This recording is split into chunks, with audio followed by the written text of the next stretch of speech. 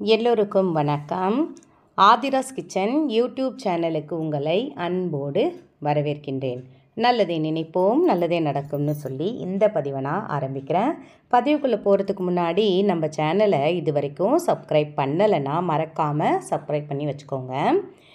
வெள்ளிக்கிழமையில் வாசலில் இரு பக்கமும் எலுமிச்சம்பழத்தில் இதை மறைத்து வையுங்கள். பணத்தை மறைத்து வைக்க இடம் தேடுவீங்க. கடன் கட்டாயம் அடையும், செல்வந்தராவது உறுதி அப்படின்னு தலைப்பு போட்டிருக்க இல்லைங்களா? அது என்னன்னு பார்க்கலாம்.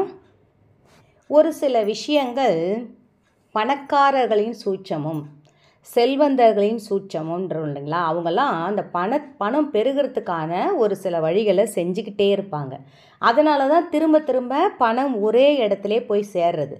நம்மளும் அந்த மாதிரி ஒரு விஷயத்தை நம்ம வீட்டில் செஞ்சுக்கிட்டே இருந்தோம்னா பணத்தை நம்ம ஒரு சிலர் சொல்லுவாங்க இல்லைங்களா, ஒரு சில விஷயத்தை நம்ம நினச்சிக்கிட்டே இருந்தோம்னா ஆட்டோமேட்டிக்காக அந்த விஷயம் நம்மளை தேடி வந்துடும், அந்த பொருள் நம்மளை தேடி வந்துடும்னு சொல்லுவாங்க இல்லைங்களா? அந்த மாதிரியான விஷயங்களில் பணத்தை நம்ம வசியம் பண்ணணும், பணத்தை ஈர்க்கணும். பணம் இருந்தால் தான் கடன் அடைக்க முடியும், நிம்மதி பெருமூச்சு விட முடியும். அதற்காக எலுமிச்சம்பழம்னு நான் தலைப்பில் போட்டிருக்கேன். எலுமிச்சம்பழம் முக்கியமாக இதுக்கு தேவை. எலுமிச்சம்பழம்னாலே வெற்றிக்கனி, தேவக்கனி, அமுதக்கனின்னு சொல்கிறது உண்டு. அதே மாதிரி கோவிலுக்கு போயிட்டு நம்ம அம்மன் மடியிலிருந்தோ சிவன் மடியிலிருந்தோ முருகன் கிட்ட இருந்தோ அந்த எலுமிச்சம்பழத்தை அவங்களா எடுத்துகிட்டு வந்து நம்ம கிட்ட கொடுக்கும் பொழுது நமக்கு அவ்வளோ அபரீதமான ஒரு சந்தோஷம் கிடைக்கும். ஏன்னா வெற்றி கிடைக்க போகிறது என்று அர்த்தம். இப்போ நாம்ளே கூட என்ன பண்ணலான்னா, இந்த வெள்ளிக்கிழமை தான் இல்லை, இப்போ இந்த வீடியோவை நீங்கள் நைட்டு கூட பார்ப்பீங்க, அடுத்த வெள்ளிக்கிழமை கூட நீங்கள் செஞ்சு வைங்க. ஏன்னா மங்களகரம் பெருகக்கூடும். இதை செய்யும் போது நம்ம வீட்டில் மங்களகரம் பெருகும்.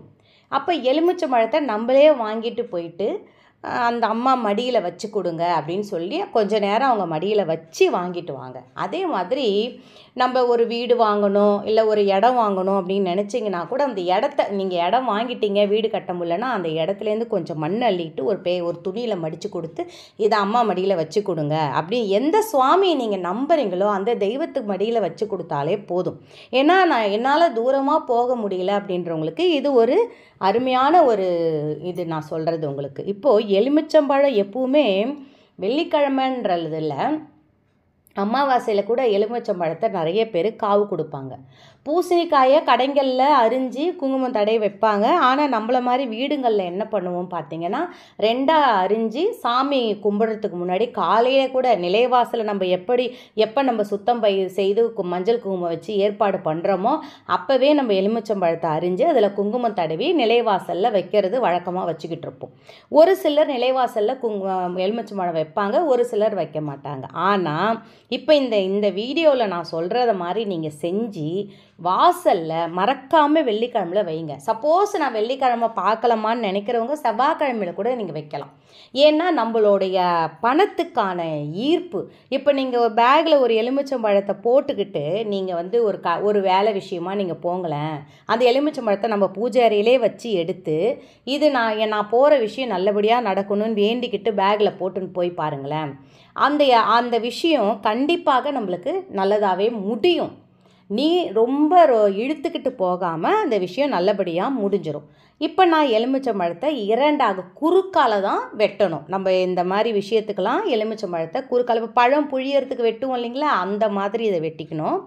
இதை இப்போ நீங்கள் மதிய நேரத்தில் செஞ்சாலும் சரி, மாலை நேரத்தில் செஞ்சாலும் சரி, இரவு நேரத்தில் செஞ்சாலும் சரி, அதில் உங்களுடைய விருப்பம். நான் இதில் ஒரு பொருளை மறைச்சி வைங்க. அதோட 2 விதமான விஷயத்தை நம்ம இதில் பயன்படுத்த போகிறோம். என்னென்னா, முதல்ல கிராம்பு. இந்த கிராம்பு என்ன பண்ணும், இந்த கிராம்பு எங்கெல்லாம் இருக்குதோ அங்கெல்லாம் தங்கம் சேரும், கிராம்பு எங்கெல்லாம் வைக்கிறோமோ அங்கெல்லாம் பணம் சேரும், பணம் சேர்ந்து கொண்டே இருக்கும். இந்த கிராம்பை நம்ம வாங்கின்னு வந்து போட்டுட்டு அதோடு விட்டுருவோம். குருமா குழம்பு வைக்கிறதுனா எடுப்போம், சில பேர் கறி குழம்பு வைக்கும் போது அதை எடுத்து போடுவாங்க, பிரியாணி செய்யும் போது போடுவாங்க. ஆனால் இந்த கிராம்புக்கே உரிய மகத்துவம் என்னன்னு பார்த்தீங்கன்னா, ஐஸ்வர்யத்தை பெருக செய்யும், நல்ல பண வளத்தை கூட்ட செய்யும். இந்த கிராம்புக்கே உரிய மகிமை என்னன்னு பார்த்தீங்கன்னா, நீங்கள் பெருமாள் கோயிலுக்கு போனீங்கன்னா அந்த தண்ணி கொடுப்பாங்க இல்லைங்களா, தீர்த்தம், அந்த தீர்த்தத்தில் பார்த்தீங்கன்னா கண்டிப்பாக கிராம்பு நுணுக்கி போட்டிருப்பாங்க. அப்போ அந்த கிராம்பை கொஞ்சம் எடுத்துகிட்டு போய் அந்த பெருமாள் கோயிலில் வச்சு எடுத்துகிட்டு வந்து கூட அந்த கிராம்பு கூட துளசியை வச்சு நீங்கள் நகை வைக்கிற இடத்துல வச்சிங்கன்னா 1 கிராம் 1 பவுடு ஒரு பவுனு 10 பவுனு அந்த மாதிரி மாறுறதுக்கான அரிய வாய்ப்பு இருக்குது அந்த கிராம்புக்கு.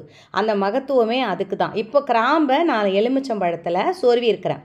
அப்படி நல்லா உள்ளே அமுத்தி வச்சுருங்க. யார் கண்ணுக்கும் இது தெரிய தேவையில்ல. நீங்கள் அது உள்ளே என்ன வச்சுருக்கிறீங்கன்ற விஷயம் யாருக்கும் தெரிய தேவையில்ல. அது எப்படி எத்தனை கிராம்பு வைக்கலான்னு பார்த்தீங்கன்னா 5 கிராம்பு வைங்க. 5 அல்லது 7 அப்படி உங்களுடைய கணக்குப்படி வச்சுக்கோங்க. இந்த கிராம்பை வைக்கும் போதே ஓம் மகாலட்சுமியே போற்றி, ஓம் குபேரலட்சுமியே போற்றி, ஓம் அதிர்ஷ்டலட்சுமியே போற்றின்னு சொல்லிக்கிட்டே வைங்க. பெருமாளை நினச்சும் நீங்கள் இதை வைக்கலாம். ஃபஸ்ட்டு எலுமிச்சம்பழத்தில் நம்ம கிராம்பு சொருவணும் இல்லைங்களா, அந்த எலுமிச்சம்பழத்து மேலே குங்குமத்தை போட்டுக்கோங்க. இந்த குங்குமம் போடும்பொழுதும் உங்களுடைய முழு அந்த அந்த மந்திரமாகப்பட்டது எந்த பெயரை சாமி வேறன்னு கூட நீங்கள் சொல்லலாம்.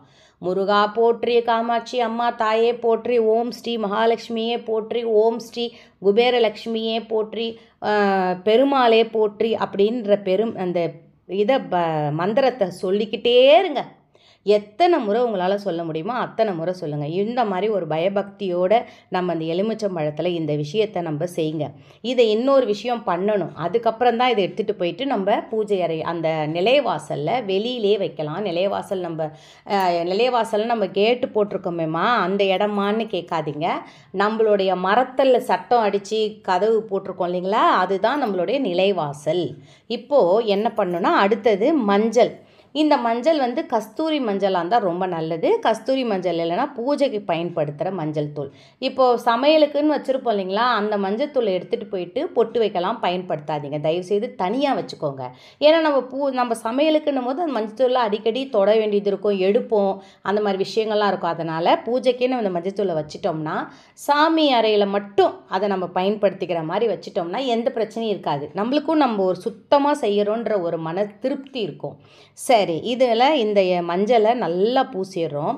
பூசும் போது அந்த பாருங்களேன், கிராம்பு தெரியாத அளவுக்கு நான் நல்லா வச்சு அந்த குங்குமமும் மஞ்சளும் சேர்த்து வச்சிட்டேன். இந்த ரெண்டுமே இருக்கிற இடத்துல என்ன ஆகும், மங்களகரம் பெருகும். நம்மளுக்கு மங்களகரம் பெருகுனா என்ன ஆகும், ஆட்டோமேட்டிக்காக பணம் சேரும். அதுக்காக உழைக்காமல் இருக்கக்கூடாது. உழைக்கணும், உழைப்புக்கேற்ற ஊதியம், செய்யும் தொழிலே தெய்வம். அப்படி தான் நம்ம வேலைக்கு நம்ம மரியாதை கொடுக்கணும். குளிச்சுட்டு சுத்தபத்தமாக போய் வேலையை செய்ய ஆரம்பிக்கணும். எந்த வேலையாக இருந்தாலும் எந்த வேலைக்கு போனாலும் சுத்தபத்தமாக நம்ம இருக்கணும். அது கூட நம்ம மல்லிகைப்பூ இருந்தால் உங்கள் வீட்டில் மல்லிகைப்பூ இப்போ கிடைக்கிது, சீசன் தான். மல்லிகைப்பூ நம்ம இப்போ இந்த வெள்ளிக்கிழமான மல்லிகைப்பூ தான் வைப்போம். அந்த மாதிரி மல்லிகைப்பூ இருந்தால் மல்லிகைப்பூ சேர்த்து நிலைவாசலில் இந்த எலுமிச்சம்பழத்தை நீங்கள் வச்சுருங்க. இப்போ என்கிட்ட சாமந்தி பூ இருக்குது. நான் எப்போவுமே சாமந்தி பூ, ரோஸு அந்த மாதிரி வாங்குவேன். அதை ஏன்னா இங்கே அவ்வளோ சீக்கிரம் எங்களுக்கு அந்த மல்லிகைப்பூ கிடைக்கிறதில்ல. அதனால் கிடைக்கிற பிள்ளைங்களுக்கு வாசனை மலர்கள் இருந்ததுன்னா அந்த இடத்துல மகாலட்சுமி வாசம் நித்தம் இருக்குன்னு சொல்லுவாங்க. வெற்றி நிச்சயம், பணம் நன்றாக பெருக வேண்டும், கடன் அடைய வேண்டும் என்று கேட்டுக்கிட்டு முடிவு பண்ணுறேன்.